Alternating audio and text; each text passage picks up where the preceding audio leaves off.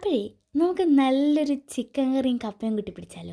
ബാ, റെസിപ്പിയാണ്. ആദ്യം പാൻ അടുപ്പത്ത് വെച്ച് ആവശ്യത്തിന് എണ്ണ ഒഴിച്ചു കൊടുക്കാം. ഈ എണ്ണ ഒന്ന് ചൂടായി വരുമ്പോഴത്തേക്കിനും കടുകും പെരിഞ്ചീരകവും ഒക്കെ ഇട്ട് ഒന്ന് പൊട്ടിച്ചെടുക്കാം.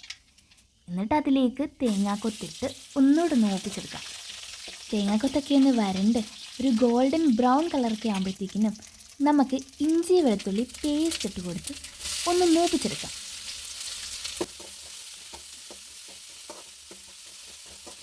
അങ്ങനെ നല്ലോണം മൂത്തിട്ട് ഈ ഒരു കളറൊക്കെ ആകുമ്പോഴത്തേക്കിനും പച്ചമുളക് അരിഞ്ഞതും സവാളയും കൂടെ ചേർത്ത് ഒന്ന് വരട്ടിയെടുക്കാം.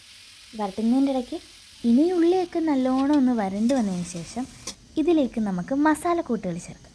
അതായത് നമ്മുടെ മഞ്ഞൾപ്പൊടിയും മല്ലിപ്പൊടിയും മുളക് പൊടിയും പിന്നെ ലേശം കുരുമുളകും ചിക്കൻ മസാലയൊക്കെ ചേർത്ത് നന്നായിട്ട് ആ പൊടിയുടെ പച്ചമണം ഒന്ന് മാറുന്നിടം വരെ ഒന്ന് മൂപ്പിച്ചെടുക്കാം.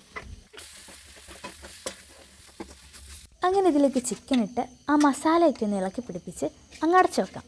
ഞാനിവിടെ 1.2 kg ചിക്കനാണ് എടുക്കുന്നത്. ഇനി ഈ ചിക്കൻ അടുക്കി പിടിക്കാനെങ്കിൽ ലേശം വെള്ളവും ചേർത്ത് ലോ ഫ്ലെയിമിലിട്ട് ഒന്ന് മൂടി വെക്കാം.